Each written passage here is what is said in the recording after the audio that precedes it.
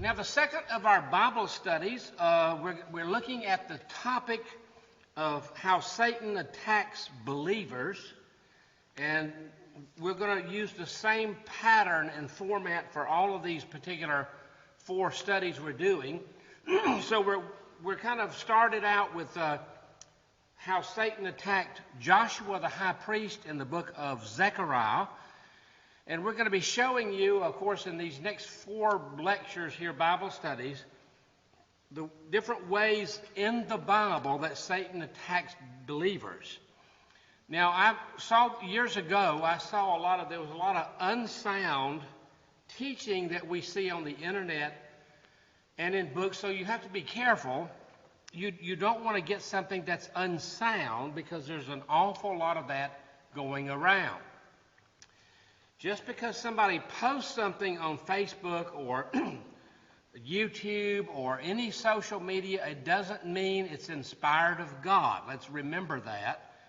Now, I'm not claiming inspiration for these Bible studies. I'm not claiming that at all, but I'm claiming that they are going to be directly from the Bible itself, and that's our job. So we're trying to be as biblical as we can, and we're trying to look at how Satan attacks believers directly from the Bible, not what Aunt Martha says or our friend says or so-and-so and his brother on Facebook or whatever the case may be. But I went back and I looked at the different ways, and there were about 5 or 6 or 7 of these that direct attacks or assault by Satan on believers. And so I did my own study, so we'll be following that format. We'll give you some details of the passage. We'll show you how he appears. The devil appears in different ways, the Apostle Paul says. He can appear as a minister of righteousness. We know that. If everyone had a picture of what he looks like or what he is capable of doing, they might think twice about living their lives following him. But remember that you see the liquor store next door, and the liquor store at night it's all brightly colored, and it's got a lot of neon signs, and it's real attractive looking. But you get that liquor, and it destroys millions and millions of lives in the process. So we can't remember, just because something appears to be bright and colorful, it doesn't mean it's not destructive or dangerous. And we know that from our own liquor that we see today. Now, here we'll be looking at our topic of Job today. And we've given some example. We gave you the example at the very beginning of our study last week about ways, and we'll be seeing some of those, how Satan directly attacks. He can change his methodology and how he appears, as we just mentioned. He attacked Adam and Eve, and he basically threw doubt. He got them to question the Bible. A lot of people doing that today. There's a lot of preachers, the news media.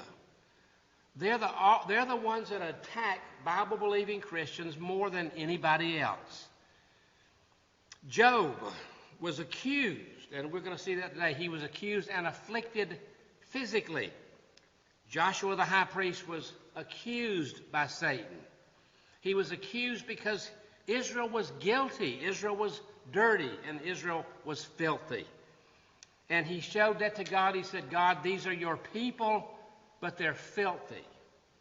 And God says, okay, I'm going to change. I'm going to fix that.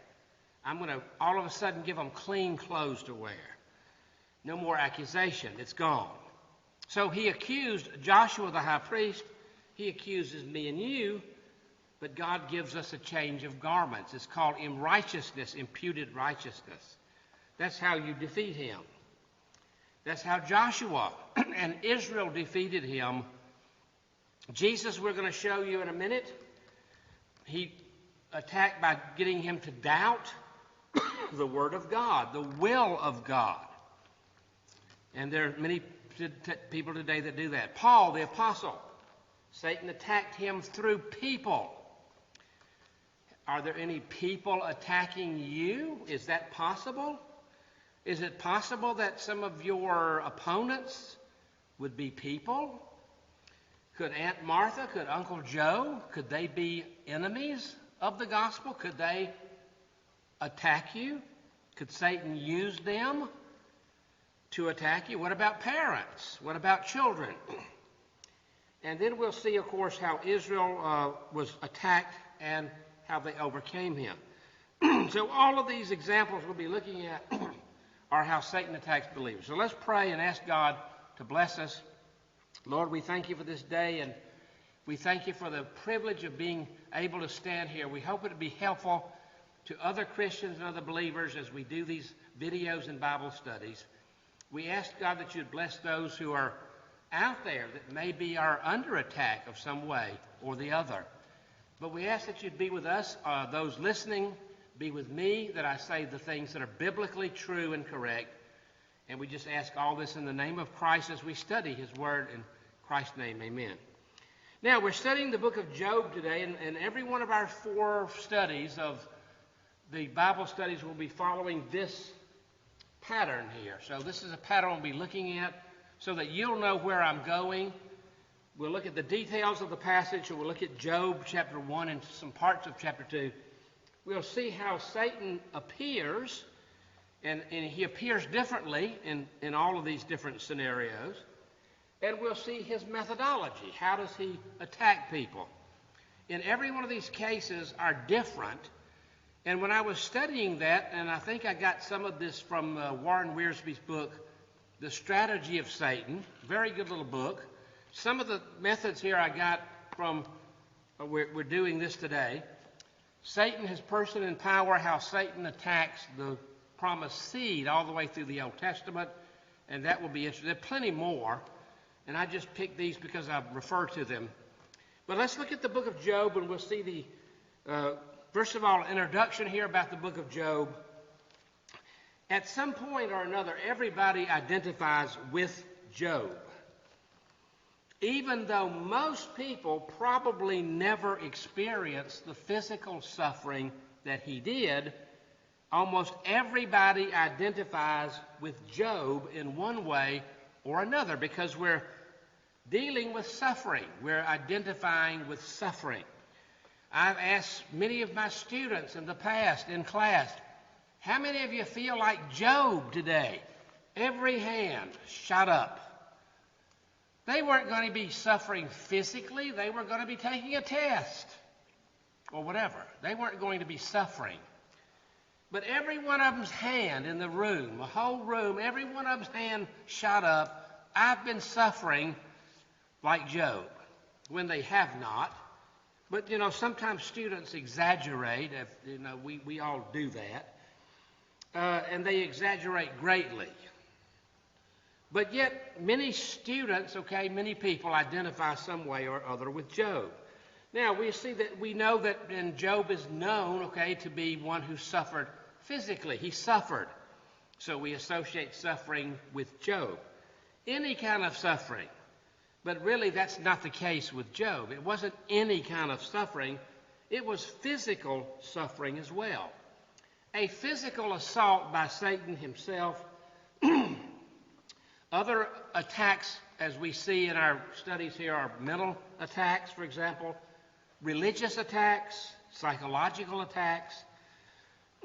But this is actually a physical assault on a person. Now, I don't know how rare, how much this happens. I believe it's probably very rare that it happens to a person that's actually being physically assaulted by the devil. I doubt if that happens a lot, but it probably doesn't have to. Most of us in some way or the other suffer in some form or other physically. No Christian is exempt from suffering physically. And I know it doesn't matter. It could be a physical condition you have, and that could be the reason for your suffering. It doesn't necessarily mean that the devil is causing it. But we do have the book of Job in our Bible, so we do know it is possible. I think it's rare, but I think it's possible. But let's remember, at the very beginning, we said that we don't deny that Satan exists, but on the other hand, we don't attribute everything to him. That's not biblically correct either. Okay, now here we see a case because it was a question that God, we'll see the details in a minute. So let's look at chapter, and we'll read a few verses here, okay. Verse 1, it says, there was a man in the land of Uz, whose name was Job, and that man was perfect and upright, one that feared God and shunned evil. So Job, obviously, according to most scholars, was a real person. He's mentioned, I think, in the book of James. Doesn't James refer to the patience of Job? So the book of James, the Apostle James did not have a problem believing in a person by the name of Job. I think he's mentioned also in the book of Ezekiel as well. So we're going to assume that he was a real person, that he really was a person. He had wealth, as the passage here. There were born unto him 7 sons and 3 daughters, verse 2. His substance was 7,000 sheep, 3,000 camels, 500 yoke of oxen, 500 female asses, and a very great household, so that this man was the greatest of all the men of the east. And his sons went and feasted in their houses, every one his day, and sent and called for their 3 sisters to eat and drink with them. Now, it was so when the days of their feasting were gone about, that Job sent and sanctified them, and rose up early in the morning and offered burnt offerings, according to the number of them all. For Job says, it may be that my sons have sinned and cursed God in their hearts, and this did Job continually. He was a righteous patriarch of the family, and he's doing his patriarchal duties by offering sacrifices for his sons. So he had a very large family. We see here in the text, verse 5, it says he was a righteous man. He offered for his family. He cared enough to offer sacrifices to cover the sins of his own family members. And then, of course, Satan, as we know from the passage here of chapter 1, Satan was allowed to kill his entire family and assault him physically. Now, that's some of the details of the passage because it really deals with 2 chapters here. You have to read chapter 1 and 2. Chapter 3, throughout almost the rest of the book, is Job and his friends debating about his condition. And at the very last, I believe, couple of chapters, maybe was it 38, 42, I think, that after God sits and God listens to all of their discussions, he has to intervene himself. And he does that, I think, chapter 38 to 42, where we have the God chapters, where God has to intervene because all of them were so far off with what they were saying that God had to say, hold it, and stop. Let's stop the camera here, and let's look at the real truth here behind the matter. Now, I want to point out that Job nor his friends know what is happening in this passage or the scenario. They do not have any idea. Job has no idea that he's being assaulted by the devil or Satan himself. He does not know that. He does not know that this is kind of a spiritual battle going on between God and the devil. He does not know that. He probably never knew that until he died. Well, maybe it's best if we are going through suffering or spiritual battle ourselves, maybe it's better we don't know all the details. But it also points out that God is not always obligated to tell us why we experience the things we do. He does not do that. Now, how does he appear? It's interesting because it says in verse 6, he appears as an angel of God. Verse 6, now there was a day when the sons of God, that's a term in the book of Job to refer to angels or angelic beings. There was a day when the sons of God came to present themselves before the Lord, and Satan came among them or with them. The Lord said unto Satan, where do you come from? Whence cometh thou? Satan answered and said, from going to and fro in the earth and from walking up and down in it. Now, I want you to notice in verse 8 that actually it was God who recommended Job to Satan, if you catch that. God says unto Satan, the adversary, have you considered my servant Job? God said that to the devil, the adversary. There is none like him in the earth, a perfect. That doesn't mean perfect in the Bible. When it uses the word perfect, it doesn't mean perfect. It means righteous. So he was a perfect, righteous, and upright man, one that feared God and shunned evil. Then Satan answered the Lord and said, does Job fear you for nothing? Now notice the question here. He's insinuating something about Job's character. So we're going to see here accusation that Satan is accusing. He's insinuating that Job might have different motives for serving God. So he's accusing this servant of God. We already saw how he accused the high priest Joshua. He accused him of being dirty and sinful and unrighteous. Now he's insinuating, the character of Job. Then Satan answered, does he fear God for nothing? Have you not put a hedge about him and his household and all that he does on every side? He says, you have blessed the work of his hand, and his substance is increased in the land. But, Satan says, put forth your hand and touch all that he has, and he will curse you to your face. He's saying that Job is only following you, God, because he's wealthy. He's got all this material possession. He's got this farm. He's got all the acres. He's got all the cows and the sheep and all that. You've blessed him physically. That's why he's serving you. But take away all of that, and he won't do it. Now, you have to keep in mind here that the temptation was going on between the devil and God. God is knowing. God is the one recommending Job. And God knows, because he knows everything, he knows that Job is a righteous man. He said that. And he knows that Job is not going to sin in this way. He's saying that before the devil to show that there are people who will serve God in spite of their suffering. That's what he's doing. So if the test is going on, it's a test between God and Satan. God already knows that Job is going to pass the test. Satan doesn't know that, but God does. All right, so how does he appear? He appears, as it says in verse 6, one of the angels of God come along.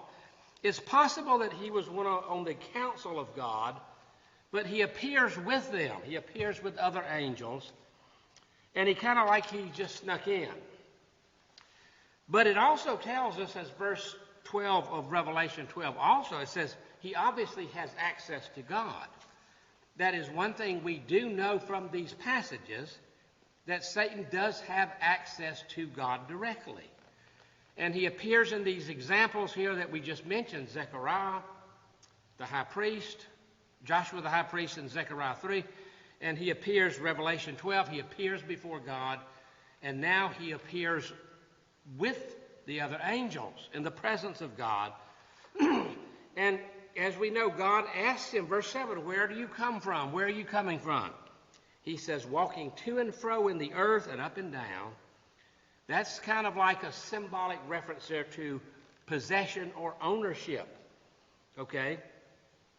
So in other words, he kind of like has the authority, and that's what that implies. He has the authority, and all the Jews, of course, in the time of the New Testament, Paul knew that. This is the prince. Satan is the prince and power of the air in Ephesians 2. Okay, so they all knew, even Jews understood that the whole world was in the hands of the evil one. And the age in which we were living was the age of the evil age, right before the age of the Messiah. So they knew that. That's biblical New Testament and Jewish understanding. Okay, so he comes in, he has access to God, he sneaks in, he walks to and fro in the earth, as implies he has authority. And we also see that he has the authority to make accusations. He's doing that. He's accusing Job before God. That's what he's doing. So we also saw from our previous study in the book of Zechariah that he has the authority to accuse someone. He has the authority to make accusation before God. Now, that's a different debatable subject, another can of worms. We don't have time. How did he get that authority? Well, we'll have to study that a later time. But he obviously has that authority to point out sin in God's creatures. That's what he's doing. Now it's not so much as sin because here is a righteous man. It is not the case with the book of Zechariah and then Joshua, because in that case they weren't righteous. Israel was not righteous before God, but Job is. It's stated there 2 or 3 times in these first couple of chapters. And God says he's righteous. How would you like for God to be one of your sources for your resume? I have a friend who's putting out a resume, and so she had 4 or 5 different source references. You know, you always put a character reference on your resume, always at the end. Some people put 3, 4, 5. I've never seen any of them put God before as a reference. I don't think it was on hers. She didn't have number 1, God, as a reference, or Jesus as a reference. Well, that'd be pretty impressive, wouldn't it, if somebody did that? But Job did have God as on his resume. And so God is the one recommending him. He says, have you considered this servant of mine? He's righteous. All right, so let's look at now. He appears, as we see here, as the adversary or the opponent. All right, so he appears here as the archenemy of God and of man. All right, now, his methodology. How does he approach?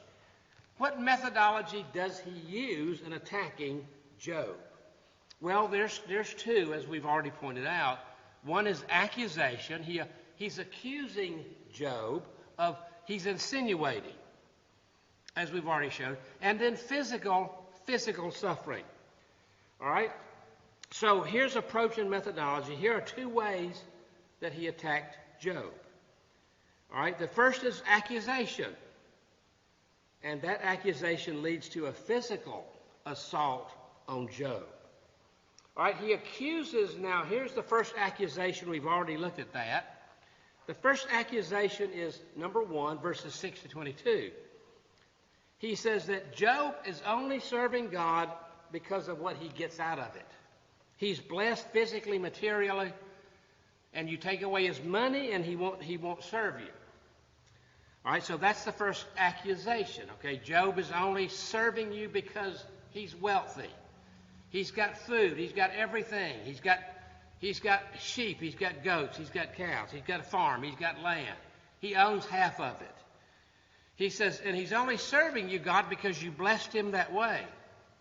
He says, take away the wealth and he won't serve you. He'll curse you. And God says, okay, you can take his possessions if you want to do that, and I'll show you that he's not serving me for money. All right? So God says, yes, you can do that. You can take away his wealth, you can take away his family, take away his possessions, but God says you cannot touch him. You cannot take him. You cannot kill him, and you cannot touch him without God's permission. Now, isn't it great to know that if Satan could, if he had the authority and the ability, he would kill every one of us that are believers in this room. But he doesn't have that authority, and he doesn't have the ability, without God's permission, to touch one of God's children or people. That's very encouraging. Okay, so we know the story, okay, in chapter 1, the rest of the story here, we don't have time because of our time. The Sabaeans, that's kind of a marauding tribe, came and killed the servants of Job, and we saw that his crops were destroyed here in just a process of a few minutes. We see the Sabaeans coming, we see lightning and storms, tornado, the Chaldeans coming and killing his family members. We see, again, tornado kills his family here.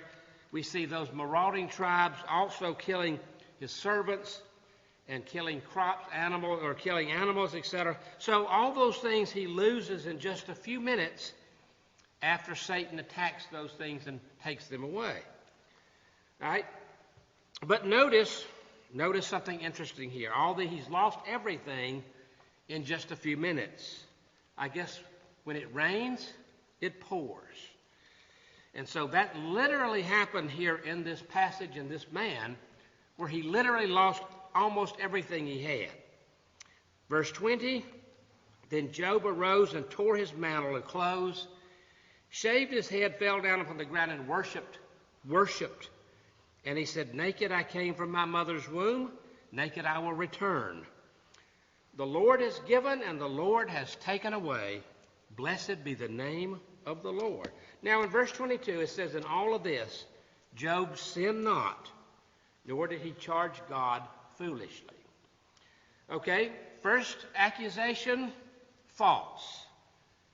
Satan didn't know that, God does. God knew. This is a test. It's a test between God and the devil. But here we see very plainly, God knows how the outcome is going to be. When I take a test, usually I don't know how the outcome is going to be. I don't take a test for the purpose that it's going to prove that I'm right. But this is what the test was with God. So God is proving, to the devil that Job will serve him. All right, so that's the first accusation. The second accusation now is, we'll read a few verses, chapter 2, verse 1. Well, actually, we've already read some of that. It's kind of a repeat, so let's jump into verse 3. The Lord said unto Satan, have you considered my servant Job? There is none like him in all the earth, a perfect and upright man, one that fears God and shuns evil. And still he holds fast his integrity, although you moved me against him to destroy him without a cause. Now, notice the second accusation here. First one, he's insinuating Job only cares about his physical wealth and possessions. Here's the second accusation now. Verse 4, Satan answered the Lord and said, skin for skin, yes, all that a man has will he give for his own life. But put forth your hand now and touch his bone and his flesh, and he will curse you to your face. Did you catch that accusation? In other words, Satan is simply saying he only cares about himself. His family's dead. He didn't really care about that family anyway. But you touch him physically, and he'll curse you. He won't serve you. He'll curse you. So you see, it was a more clever insinuation and a more cruel one. He only cares about his own skin. Nobody else's matters. And God says, okay. The devil said, take away his health. Touch him physically with physical suffering, and he'll curse you. That was the accusation, okay. So he's okay because he only cares about his own flesh, his own skin, his own body. But if you touch him, he'll curse you. All right? So take away his health and touch him personally, he will curse you and forsake you. You can affect him.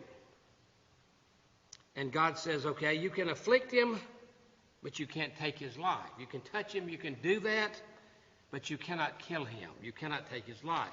And we know the rest of the story. He was afflicted here, chapter 2, with terrible suffering, boils, not sure what it was medically, but he was suffering greatly in a physical manner. Now, let's also be clear here, just because we're suffering physically doesn't mean that Satan is attacking us. So let's don't get into that trap where everything that happens is he's doing it. On the other hand, we see that it can happen. But I said before, I think it's very rare that it happens. And it happened here because, again, it was God's servant at stake, and God was at stake here. So God allowed this to happen, obviously, for that purpose. But it does show that we can be afflicted physically by the devil. It does teach that very clearly. So he attempts to destroy Job by accusation and now by physical afflictions or sufferings. But it didn't work because God already knew. And that was what happens when God tests somebody. He's not testing them as I would as a teacher.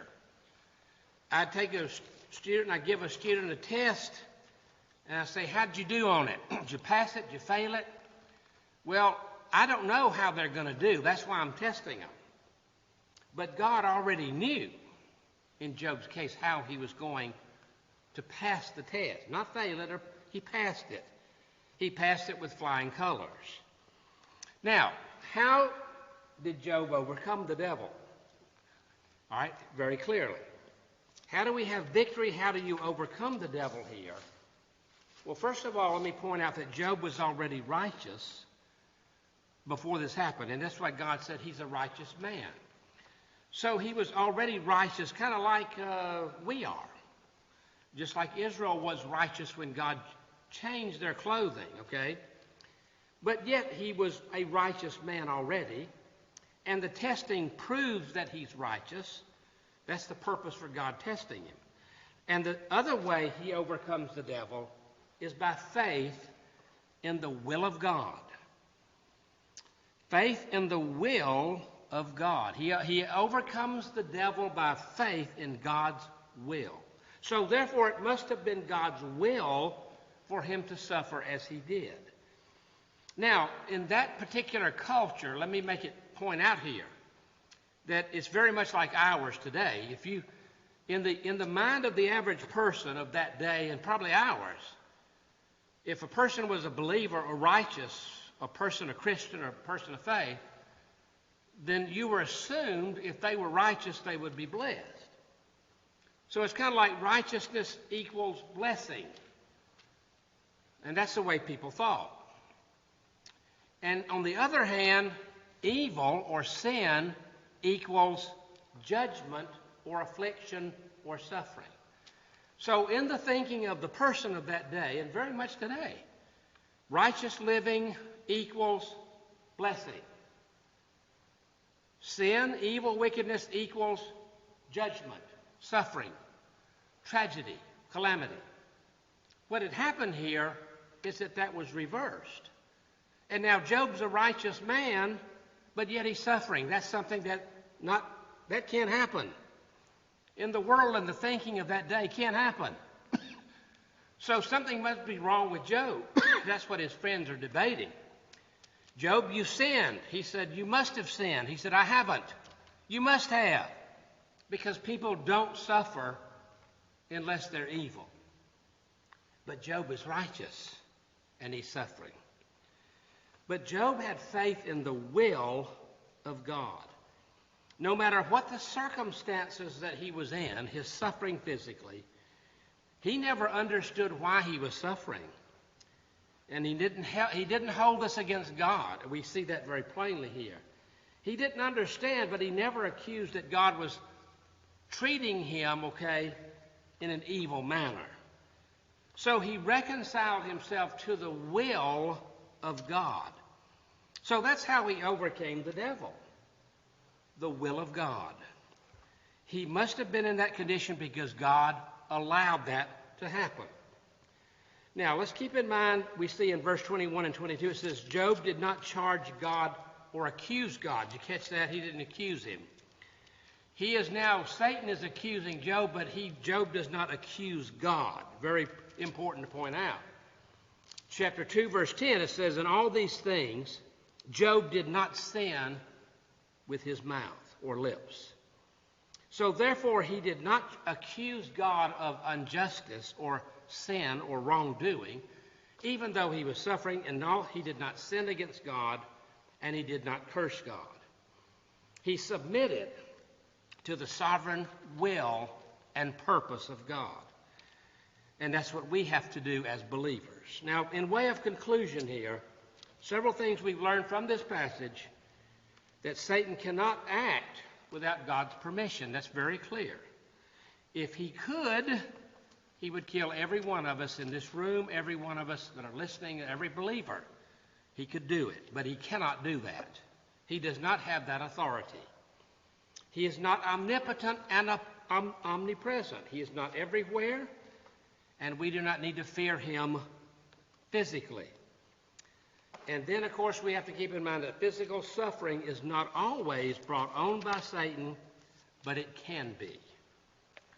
So let's keep in mind, okay, that whatever condition we're in, God is the sovereign in our circumstances. He is sovereign over our condition, our circumstances, and that is the will of God for us. So Job reconciled the fact that his suffering, his condition, was all in the will and purpose of God. So that's how he defeated the devil.